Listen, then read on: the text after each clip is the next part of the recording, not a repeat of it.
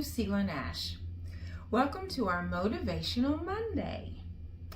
The format for our time will include a word, its meaning, and practical application. References on the topic are always listed at the bottom of the page. I highly recommend you check out the information on this topic. Our in-person moments will reconvene on the third Wednesday of each month. Appointments are available from 5:30 to 7:30 in 30-minute increments.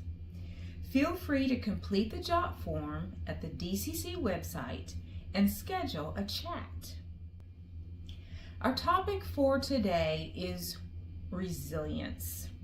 Resilience is the ability to adapt and recover from difficult situations, challenges, or adversity. When we think about resilience, the general idea is to bounce back. The application, however, takes practice and is intentional. When something happens, whether by surprise or anticipated, it requires an adjustment period. Taking a step back to breathe, acknowledge what transpired, and determine the next course of action. Resilience is the psychological ability to pivot and recovery from difficulty. It requires emotional, mental, and behavioral flexibility in order to adjust to external or internal demands. If you're reviewing this message, you've already completed an inventory and decided to consider something new. That's a bounce forward move. Resilience is not about avoiding stress or difficult things. That's a part of living. It is about managing our discomfort and emotions, maintaining a positive frame of mind, and learning to lean in to social or professional support to overcome difficulties. You've likely heard the phrase, the glass is either half full or half empty. Resilient mindedness sees the glass half full and identifies ways to make adjustments for getting more liquid.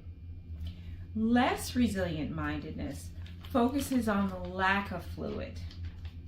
In other words, if you focus on what you don't have or think of ways to obtain increase. Other words, I can focus on what I have or think of ways to obtain increase. 4 ways or signs of resilience are as follows. Number 1, problem-solving skills. When problems arise, resilient people look at the situation rationally and try to come up with solutions that will make a difference.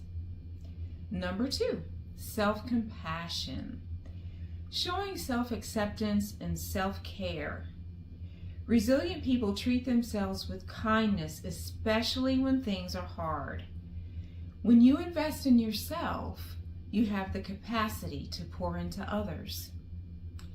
Number 3, survivor mentality. When people are resilient, they view themselves as survivors. They know that even when things are difficult, they can keep going until they make it through. And number 4, being flexible. Challenging your traditional ways of thinking and doing things. As challenging as it may seem in the present moment, accepting the reality of a situation enables you to mentally identify a new way of thinking and responding.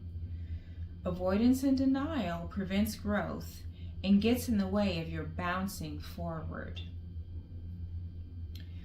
4 ways to become more resilient include the following. Number 1, reframe negative thoughts. Instead of viewing the situation as something you can't conquer or overcome, identify small, steady ways to tackle the situation or problem and make incremental changes. Number 2, seek support. No matter the title, socioeconomic status, race, or gender, everybody has been through some things. Discuss your situation with a trusted friend or professional and gain a fresh perspective or insight that can assist you and bolster resilience. Number 3, focus on what is within your control. Recognize the limitation of wishing things could be different or what we could have or should have done. Focus on what you can directly impact in order to affect change in the present and future. And number 4, manage your stress. It's a new year.